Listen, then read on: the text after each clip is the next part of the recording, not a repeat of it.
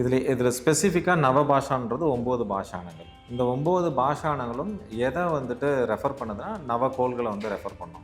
மனிதனுக்கு வந்து இந்த நவக்கோள்களால் தான் வந்து நோய்கள் எல்லாமே வருது, நல்லது கெட்டது எல்லாமே இந்த நவக்கோள்களினுடைய. இப்போ நார்மலாக ஒருத்தர் நவபாஷான சிலை இன்றைக்கி நிறைய விற்கிறாங்க. அந்த நவபாஷான சிலைகளுக்கும் போகர் செய்த இந்த நவபாஷான சிலைக்கு என்ன வித்தியாசம் அப்படின்னு பார்க்க போனால், போகர் வந்து அமுரி அப்படின்னு சொல்லக்கூடிய ஒரு நீரை வந்து எடுக்கிறாரு. இந்த அமுரி என்ற திரவத்தால் செய்யப்பட்ட மருந்தானது மனிதன் உடம்புக்குள்ளே போணுச்சு அப்படின்னா 1000 ஆண்டுகளுக்கு அந்த உடம்புல உட்காந்துக்கும். அவனுக்கு 1000 ஆண்டுகள் ஃபீவரே வராது.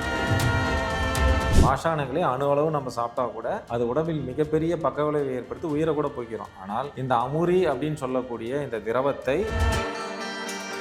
இந்த சந்தனம்ன்றதே வந்து மிக உயர்ந்த ஒரு மருந்து தான். நன்றாக அரைத்து இழைச்சி ஒரு சுண்டைக்காய் அளவு வடிகட்டி அதில் திப்பிகள் இருந்ததுன்னா அதெல்லாம் வடிகட்டி எடுத்துட்டு நம்ம குடிக்கலாம். இந்த உடம்பு மயில் எந்தெந்த இடத்துலலாம் வந்து ரெப்ரசன்ட் ஆகுது நம்ம ஆன்மீகத்தில், அது ஆகாய போதத்தை குறிக்கும். பஞ்சபட்சி சாஸ்திரத்தில் ஆகாய போதத்தை குறிக்கக்கூடிய பட்சியாக மயிலை வந்து கொடுக்குறாங்க. இப்போ மயில் 2 இடத்துல நம்ம ஆன்மீகத்தில் பார்ப்போம். ஒன்று முருகன்கிட்ட பார்ப்போம். முருகன் என்ற 6 எழுத்து மந்திரத்தை நீங்கள் ஓம் நமோ நாராயணாய என்ற 8 எழுத்து மந்திரமாக நீங்கள் மாற்றிட்டீங்க அப்படின்னா அதுதான் இருக்கிறதுலே உச்சபட்சமான மருந்தாக அவங்க வந்து சொல்கிறாங்க. குண்டலினி யோகம் என்று சொல்லக்கூடிய அந்த உயிரை வளர்க்கக்கூடிய ஆற்றலை வளர்த்து ஒளி தேகம் அடைந்து மரணமில்லா பெருவாழை அடையலாம். இன்று இந்த சித்தர்களுடைய அறிவில் மனிதர்களுக்கு எப்படி பயன்படுதுன்னு நாம் பார்க்கலாம். எப்படி அவங்க சித்தர்கள் பண்ணாங்க, இந்த மரணமில்லா பெருவாழ் எப்படி, நோய்களை எப்படி க்யூர் பண்ண முடியும், இன்றைக்கி இவ்வளோ மனிதர்கள் நோய்களால் வந்து அவதிப்படுறாங்களே, இந்த நோயின்றது வந்து அன்க்யூரபிளா க்யூரபிளா அப்படின்ற கேள்விக்கு சித்த மருத்துவம் எனக்கு மிக எளிய தீர்வுலாம் கொடுத்துருக்கு. அனைத்து நோய்களுமே க்யூர் பண்ணக்கூடியதான்.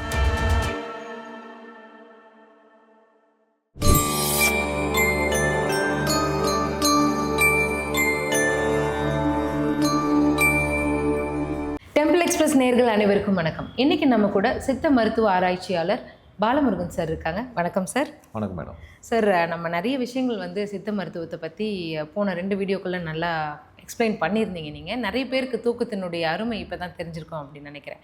இப்போ நீங்கள் nano particles and nano medicines இந்த மாதிரியான விஷயங்கள் வந்து பேசும்பொழுது ஒரு விஷயம் தோணுச்சு. இப்போ நம்ம ஆன்மீக சேனலாக இருக்கிறதுனால இந்த கேள்வியை கேட்கலாம் அப்படிங்கிறது தான். இப்போது பழனியில் இருக்கிற அந்த ஒரு சந்தனம், விடிய காத்தால் கொடுக்குற அந்த சந்தனத்துக்கு வந்து மிகப்பெரிய ஒரு மருத்துவ குணம் இருக்குது. எப்பேற்பட்ட நோயாக இருந்தாலும் இந்த ஒரு சிட்டிக்கு சந்தனம் சாப்பிட்டா அந்த நோய் விலகிடும் அப்படின்னு சொல்கிறாங்க. இதுக்கும் சித்த மருத்துவத்துக்கும் உள்ள தொடர்பு என்ன? அந்த போகர் செஞ்ச நவபாஷான சிலையை பற்றி இது வரைக்கும் எங்கேயுமே யாருமே இந்த மாதிரியான விளக்கங்கள் கொடுக்கல அப்படின்னு நம்ம ஆஃப் கேமராவில் நிறைய விஷயங்கள் சொல்லியிருந்தேன். அது மக்களுக்கும் சென்றடையணும் அப்படிங்கிற விஷயத்தினால இப்போது உங்ககிட்ட கேட்குறேன். அதை பற்றின ஒரு சீக்ரெட் இருக்கு இல்லையா, அது கொஞ்சம் சொல்லுங்களேன். ஆக்சுவலி நவபாஷாணங்கள் அப்படின்ற சித்த மருத்துவத்தில் வந்து பார்த்திங்கன்னா 64 பாஷாணங்கள் சொல்லுவாங்க. அந்த 64 வந்து 32 பாஷாணங்கள், இயற்கை பாஷாணங்கள், செயற்கை பாஷாணங்கள் சொல்லி பிரிப்பாங்க. இதில் ஸ்பெசிஃபிக்காக நவபாஷான்றது 9 பாஷாணங்கள். இந்த 9 பாஷாணங்களும் எதை வந்துட்டு ரெஃபர் பண்ணுதுன்னா நவக்கோள்களை வந்து ரெஃபர் பண்ணும். மனிதனுக்கு வந்து இந்த நவக்கோள்களால் தான் வந்து நோய்கள் எல்லாமே வருது, நல்லது கெட்டது எல்லாமே இந்த நவக்கோள்களினுடைய தாக்கத்தால் ஏற்படுகிறது அப்படின்றத வந்து நம்ம முன்னோர்கள் வந்து கணிக்கிறாங்க. வானவியல் சாஸ்திர முன்னோர்கள் கணிக்கிறாங்க. இப்போ இதை வச்சுட்டு இப்போ இந்த நவக்கோள்களினுடைய அதிதீவிர நோய்கள் அப்படின்னு நம்ம எடுத்துக்கலாம். குஷ்ட நோய் நம்ம எடுத்துப்போம், லெப்ரசி, கேன்சர் எடுத்துக்கலாம். அதே மாதிரி வந்து பார்த்திங்கன்னா மேக நோய்களில் இந்த வெண்மேகம் சொல்லுவாங்க, உடம்பெல்லாம் வெள்ளை வெள்ளையாக வந்துட்டு ஸ்கின் வந்து சேஞ்சஸ் வரும், அந்த மெலனின் டிஃபிஷியன்சினால் வரும். இந்த மாதிரி மேக நோய்கள் போன்ற பல்வேறு அதிதீவிர நோய்களுக்கு வந்து மிக உயரிய மருந்தாக வந்து சித்தர்கள் என்ன சொல்லியிருக்காங்கன்னா பஷ்பச்சேந்தூரங்கள், உலோக பஷ்பச்சேந்தூரங்கள் அல்லது பாஷான மருந்துகளை வந்து கொடுக்கலான்றாங்க. இப்போ இதை வந்து முன்கூட்டி அறிந்த போகர் என்ன பண்ணுறாருன்னா இந்த நவபாஷான சிலையை வந்து உருவாக்குறாரு. இப்போ நார்மலாக ஒருத்தர் நவபாஷான சிலை இன்றைக்கி நிறைய விற்கிறாங்க. அந்த நவபாஷான சிலைகளுக்கும் போகர் செய்த இந்த நவபாஷான சிலைக்கு என்ன வித்தியாசம் அப்படின்னு பார்க்க போனால், போகர் வந்து அமுரி அப்படின்னு சொல்லக்கூடிய ஒரு நீரை வந்து எடுக்கிறாரு. இந்த நீரை வந்து புகையும் சரக்குன்னு நாங்கள் சொல்லுவோம். ஃபார் எக்ஸாம்பிள் மெர்க்குரி எடுத்து ஒரு ஸ்பூனில் வச்சு நம்ம ஹீட்டில் காட்டிக்கிட்டே இருந்தோம்னா புகைஞ்சிரும், எவாப்ரேட் ஆகிடும். அதே மாதிரி வந்து பார்த்திங்கன்னா பாஷாணங்களும் அதே மாதிரி தான். பாஷாணங்களையும் நீங்கள் நெருப்பில் காட்டிங்கன்னா புகைஞ்சிரும். அது வந்து கட்டக்கூடிய ஒரு பொருளாக அந்த அமுரின்னு ஒரு லிக்விடை வந்து அவங்க வந்து ப்ரிப்பேர் பண்ணுறாங்க. அந்த லிக்விட் எதுலேருந்து எடுக்கிறாங்க? அது வந்து மெய்ப்பொருள் அப்படின்னு ஒன்று சொல்கிறாங்க மேடம். அதாவது என்னென்னா, இந்த மனிதனை மரணமில்லா பெருவாழ்வு அப்படின்ற நிலை கொண்டு போகக்கூடிய வஸ்துவும் மெய்ப்பொருள் தான். ஓகே. அதே போல் இந்த நோய்கள், இப்போ உதாரணத்துக்கு இன்றைக்கி வந்து ஃபார் எக்ஸாம்பிள் ஒரு ஃபீவர்னால் ஒரு பேராசிட்டமால் நம்ம சாப்பிட்றோம்.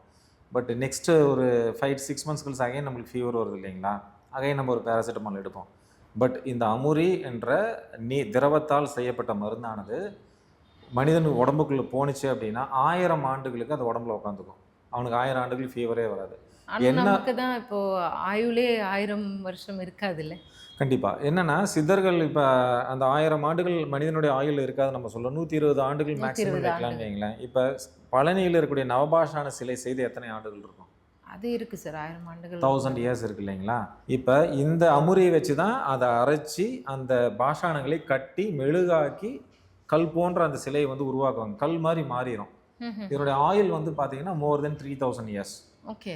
இப்போ இந்த அமுரியை எடுத்து நீங்கள் இந்த பாஷானங்களை வச்சு அரைக்கும் பொழுது, இந்த பாஷானம்னா கொடிய விஷம்னு பேர். இந்த விஷத்தன்மையெல்லாம் போயிட்டு அது மிக உயர்ந்த மருந்தாக மாறிடும். பாஷானங்களே அணு அளவு நம்ம சாப்பிட்டா கூட அது உடம்பில் மிகப்பெரிய பக்கவிளைவை ஏற்படுத்தி உயிரை கூட போய்க்கிறோம். ஆனால் இந்த அமுரி அப்படின்னு சொல்லக்கூடிய இந்த திரவத்தை அந்த பாஷானங்களில் வைத்து அரைத்து நீங்கள் இந்த சிலைகளை உருவாக்கும் பொழுது அந்த பாஷானங்களின் குற்றங்கள் எல்லாமே போயிட்டு அது மிக உயர்ந்த ஒரு மருந்தாக மாறும். அமிர்தத்துக்கு ஈக்குவலான ஒரு மெடிசன் நம்ம சொல்லலாம். ஓகே. இப்போ நீங்கள் சொல்லும் பொழுது அப்போது அந்த ஒரு அமுரி அப்படிங்கிற ஒரு லிக்விடை வச்சு செஞ்சதுனால தான் இத்தனை வருஷம் இருக்குது அப்படின்னு இருக்குது. அப்போ அது நம்ம ஒரு தடவை இப்போது பழனியில் இருக்கிற அந்த சந்தனம் காலையில் வாங்கி சாப்பிட்டோம் அப்படின்னா அப்போ நமக்கும் ஆயுள் முழுக்க எந்த ஒரு நோயும் வராது அப்படின்னு எடுத்துக்கலாமா, இல்லை எப்படி?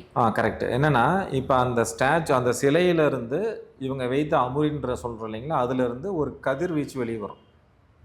அந்த கதிர்வீது நம்ம உடம்புல பட்டால் கூட நமக்கு வந்து எந்த நோய் இருந்தாலும் க்யூர் ஆகும் போது அந்த சந்தனம் இரவு முழுவதும் அந்த சந்தனத்தில் பாயும் பொழுது அந்த சந்தனத்தை வந்து அந்த பவுண்ட் பண்ணி அதை கேரியராக நம்ம எடுத்துக்கிறோம். அதை எடுக்கும் பொழுது நமக்கு வந்து உடல் ரீதியாக பல நோய்கள் வந்து க்யூர் ஆகும். பட் இருந்தாலும் நீங்கள் அந்த அமுரியை டைரெக்டாக எடுக்கிறதுக்கும் அதிலிருந்து வெளியே வரக்கூடிய கதிரை மட்டுமே நம்ம உள்ளார எடுக்கிறதுக்கும் வித்தியாசங்கள் இருக்குது. கண்டிப்பாக புரியுது. இப்போ இந்த சந்தனம்ன்றதே வந்து மிக உயர்ந்த ஒரு மருந்து தான். சந்தனம்னா இப்போ சாண்டல்வுட், அந்த ஒரிஜினல் சாண்டல்வுட் அதை நம்ம வந்து நன்றாக அரைத்து இழைச்சி ஒரு சுண்டைக்காய் அளவு நல்ல தண்ணியில் வடிகட்டி அதில் திப்பிகள் இருந்ததுன்னா அதெல்லாம் வடிகட்டி எடுத்துகிட்டு நம்ம குடிக்கலாம். இந்த உடம்பு பெருநோய்கள்னு சொல்லக்கூடிய பல நோய்களை வந்து போக்கக்கூடிய தன்மை சந்தனத்துக்கு இருக்குது. சர்க்கரை நோய் கூட மிக அருமருந்து சந்தனம். ஸோ இந்த அமுரின்றது என்ன அப்படின்னு நம்ம பார்க்கலான்னு பார்த்தீங்கன்னா, அமுரி அப்படின்றது வந்து 6வது பூதம், பஞ்சபூதம் தான் இருக்குது. சித்தர்கள் இந்த சித்த மருத்துவம் ஏன் உலகில் மிகச்சிறந்த மருத்துவம் நான் சொல்கிறேன் அப்படின்னா, எந்த நாட்டில் இருக்கக்கூடிய மருத்துவத்திலும் இந்த 6th டைமென்ஷன் சொல்லக்கூடிய 6th எலமெண்ட்டை வச்சு ஒரு மருந்து பண்ணல. சித்தர்கள் அப்படி ஒரு மருந்து பண்ணாங்க. அந்த மருந்து ஒரு பாடலும் எழுதுறாங்க. 5ம் 6ம் அறியாதவன், 5ஐ 6ஆக்க தெரியாதவன், 5ம் 6ம் ஒன்றென உணராதவன் சித்தி அடையானேன்னு சொல்லி ஒரு 17 சித்தர்கள் தொகுப்பு பாடலில் வருது. இப்போ அந்த 5 அப்படின்னா என்னன்னு பார்த்தீங்கன்னா நமசிவாயன்றது வந்து 5 எழுத்து பஞ்சாட்சரம். இந்த நம்ம ஃபஸ்ட்டே சொல்லியிருந்தோம், சித்த மருத்துவத்தில் மணி, மந்திரம், ஔஷதம், யோகம், ஞானம் சொன்னோம் இல்லைங்களா. அந்த ஓம்காரத்துக்கு அடுத்து வந்து மந்திரம் அப்படின்றது என்னன்னு பார்த்தீங்கன்னா 5 எழுத்து மந்திரம், 6 எழுத்து மந்திரம், 8 எழுத்து மந்திரம். இந்த 3 மந்திரங்களை வந்து அந்த ஃபார்முலாஸ் நாங்கள் சொல்லுவோம். இந்த 3 மந்திரத்தை முறையாக ஃபார்முலாவாக நம்ம வந்து மாற்றும் பொழுது அது மிக உயர்ந்த மருந்தாக மாறுது. ஃபார் எக்ஸாம்பிள், நமச்சிவாய என்ற பஞ்சாட்சரத்தை சிவனுடைய நெற்றியிலிருந்து அந்த தீப்பொறியின் மூலியமாக உருவான சரவண பொய்கில் 6 தாமரையில் முருகன் வராரு. அது ஒன்றாக இணைக்கிறது வந்து முறுக்குன்னு சொல்லுவோம். எல்லாம் ஒன்றா சேர்ந்து பிணைக்கிறது வந்து முறுக்குன்னு சொல்லுவாங்க. ஒன்றாக இணைத்து முருகன் உருவானாரு அப்படின்றான். அப்போ இந்த 6 எதுலேருந்து வந்தது? 5லிருந்து தான் வந்தது. நமச்சிவாய என்ற சிவ தத்துவத்திலிருந்து சரவணபவ என்ற 6வது பூதம் ஆகிய முருக தத்துவம் வந்துச்சு. இந்த 6ம் பிரிந்திருக்கக்கூடிய அனைத்தையும் நம்ம ஒன்றாக இணைக்கும் பொழுது அது 6வது பூதமாகிய கட்டப்பட்ட காற்று அல்லது ஆகாயம் அப்படின்னு நம்ம சொல்லுவோம். இங்கே ஆகாயம்ன்றது வந்து எப்படி சிம்பாலிக்காக அவங்க சொல்கிறாங்க அப்படின்னா, மயில் எந்தெந்த இடத்துலலாம் வந்து ரெப்ரசன்ட் ஆகுது நம்ம ஆன்மீகத்தில் அது ஆகாய போதத்தை குறிக்கும். பஞ்சபட்சி சாஸ்திரத்தில் ஆகாய போதத்தை குறிக்கக்கூடிய பட்சியாக மயிலை வந்து கொடுக்குறாங்க. இப்போ மயில் 2 இடத்துல நம்ம ஆன்மீகத்தில் பார்ப்போம். ஒன்று முருகன்கிட்ட பார்ப்போம், இன்னொன்று விஷ்ணுகிட்ட பார்ப்போம். ஆமாம், மயில் இருக்கும். இப்போ இந்த பூமிக்கான ஒரு ஆகாயம் இருக்குது, இந்த யூனிவர்ஸ்க்கான ஒரு ஆகாயம் இருக்குது. இந்த பூமிக்கான ஒரு ஆகாயம் முருகன், இந்த யூனிவர்ஸ்க்கான ஒரு ஆகாயம் விஷ்ணு. ஸோ இந்த இந்த முருகன் என்ற 6 எழுத்து மந்திரத்தை நீங்கள் ஓம் நமோ நாராயணாய என்ற 8 எழுத்து மந்திரமாக நீங்கள் மாற்றிட்டீங்க அப்படின்னா அதுதான் இருக்கிறதுலே உச்சபட்சமான மருந்தாக அவங்க வந்து சொல்கிறாங்க.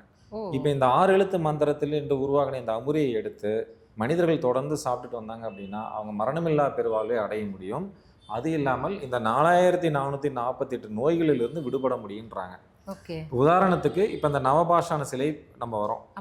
அப்போ நீங்கள் சொன்ன, சாரி இன்டரப்ட் பண்ணுறதுக்கு மன்னிச்சிருங்க, இப்போ நீங்கள் சொன்ன இந்த 6வது பூதமாகி அப்படின்ற ஒரு கனெக்ஷனில் தான் அவர் சிலை வடிச்சது வேறு எது வேணால் பண்ணியிருக்கலாம். ஆனால் முருகனா அதை பாவிச்சு பண்ணுறதுக்கான காரணம் வந்து இப்போ நீங்கள் சொன்ன கனெக்ஷன் தான் ரிலேட் பண்ணணுமா இல்லை எப்படி? இல்லை, தமிழ் கடவுள் அப்படின்னு சொல்கிறோம் சரிங்களா. இப்போ வந்து இதை பற்றி பெரிய பெரிய சயின்ஸ் நம்மளுக்கு கொடுத்துட்டு போயிருக்காங்க. தமிழ் கடவுள், கடவுள் அப்படின்னா ஃபிலாசபின்னு அர்த்தம். இந்த ஃபிலாசபி எதுக்காக மனிதனுக்கு தெரியணும் அப்படின்னா மனித பிறப்பு மட்டுமே எண்டு கிடையாது, இதுக்கு அடுத்த படிநிலை 7ஆம் பிறப்புன்னு ஒன்று இருக்குது. 6ஆம் பிறப்பு மனித பிறப்பு, இந்த 7ஆம் பிறப்புன்னு ஒன்று இருக்குது. இந்த 7ஆம் பிறப்பை மனிதன் அடைவதற்கு இந்த ஃபிலாசபி கடவுள் தத்துவங்களை பற்றிய அறிவியல் மனிதனுக்கு வேணும். அப்போ அந்த எச்சங்களை அவங்க விட்டுட்டு போகிறாங்க.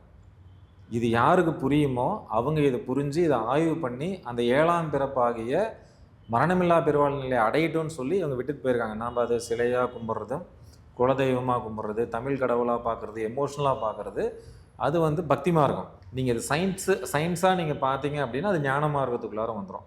ஞான மார்க்கம் மட்டுமே முக்தி இழுத்துட்டு போகுமே ஒழிய மனிதனை, பக்தி மார்க்கம் ஒருபோதும் வந்து நம்மளுக்கு முக்தி நிலையை இழுத்துட்டு போகுமா அப்படின்றது டவுட்டு தான்.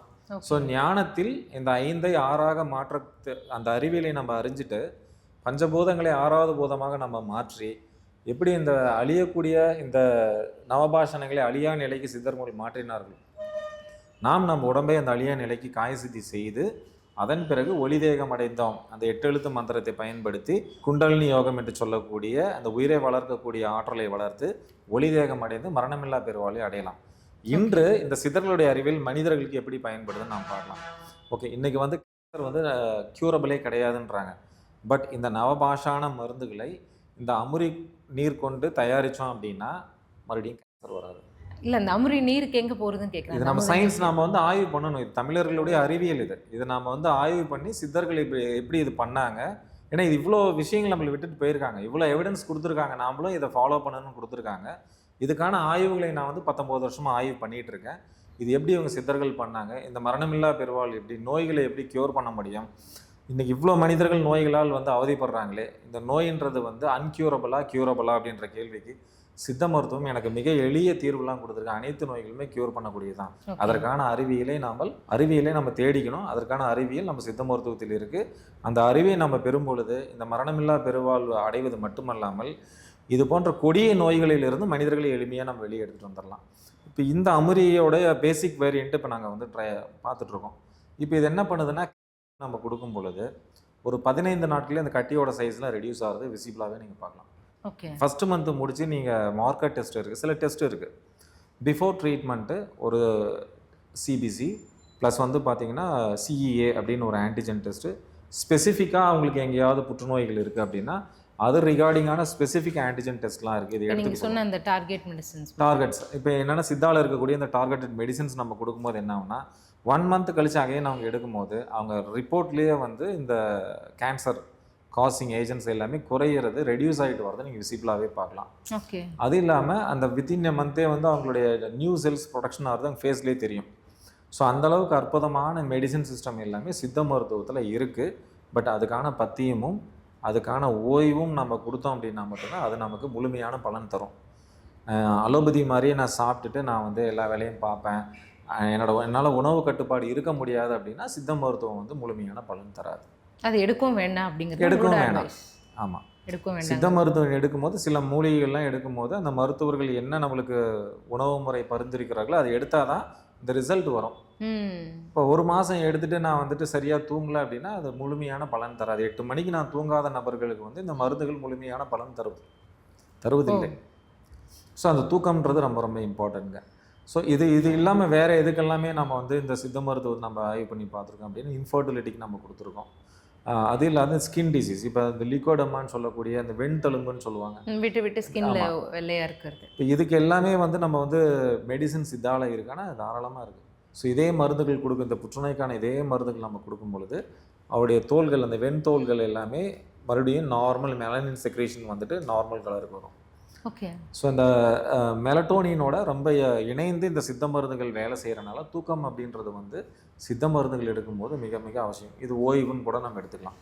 ஓகே. இப்போ நீங்கள் வந்துட்டு எப்படி சொல்கிறீங்கன்னா, மெடிசன் சாப்பிட்றதுக்கு பதிலாக நல்லா தூங்கினா போதும் அப்படிங்கிறீங்க ஓவராலாக. நம்ம நல்ல அந்த 8 மணியிலேருந்து நம்ம ப்ராப்பராக டீப் ஸ்லீப் போனோம் அப்படின்னா நம்ம பாடியை ஹீல் பண்ணிக்கும். இல்லை என்னென்னா, இப்போ சித்தர்கள் வந்து அவங்களுடைய அந்த மெய்ஞானத்தை அடையிறதுக்காக தான், சித்த மருந்தை வந்து வச்சு அவங்க உடலை அழியாமல் இருக்கிறதுக்காக தான், மெடிடேஷன் பண்ணுறதுக்காக தான் அந்த மருந்தை கண்டுபிடிச்சாங்களான்னு கேட்குறேன். ஆக்சுவலாக வந்து மனித பிறப்பு அப்படின்றது வந்து 6ஆம் பிறப்பு நம்ம சொல்ல 6th birth, 7th birthனு ஒன்று இருக்குது, மரணமில்லா பெருவாழ்வு.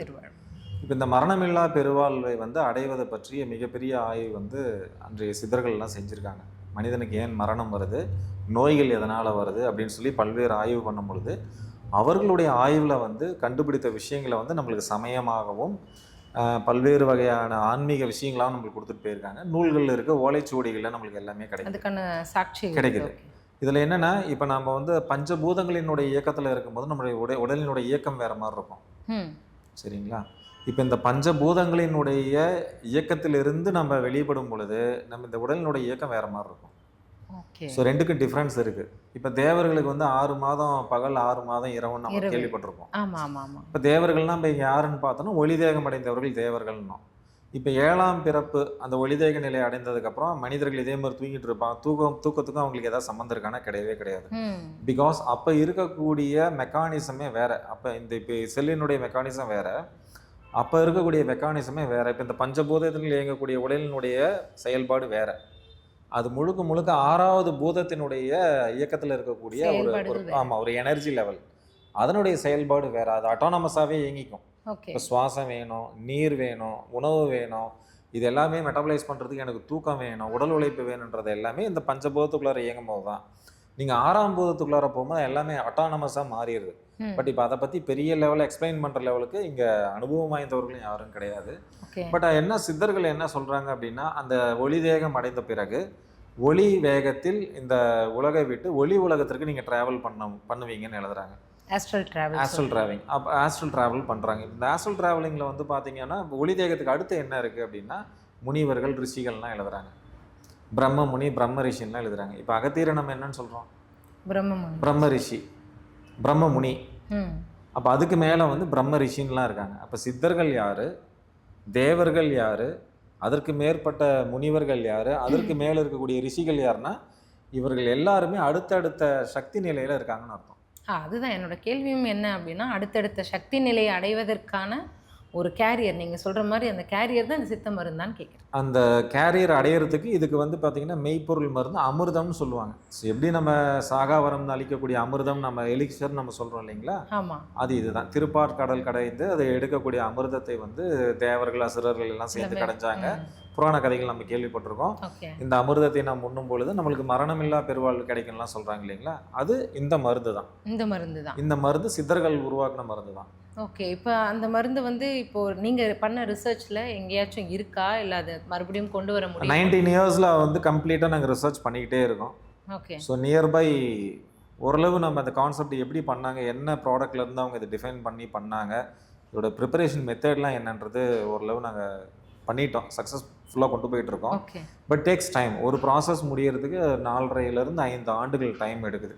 பட் ஒவ்வொருத்தருக்கும் ஒவ்வொரு புரிதல் இருக்குது. சித்தர்கள் வந்து வெளியே இருந்து எதுவுமே சொல்லலை, எல்லாம் உடம்புக்குள்ளார தான் இருக்குன்னு சொல்லக்கூடிய ஒரு ஆய்வாளர்கள் இருக்காங்க. ஒவ்வொரு பொருள் எடுத்து இதுதான் மெய்ப்பொருள் ஆய்வு பண்ணுறவங்க எல்லாருமே இருக்காங்க.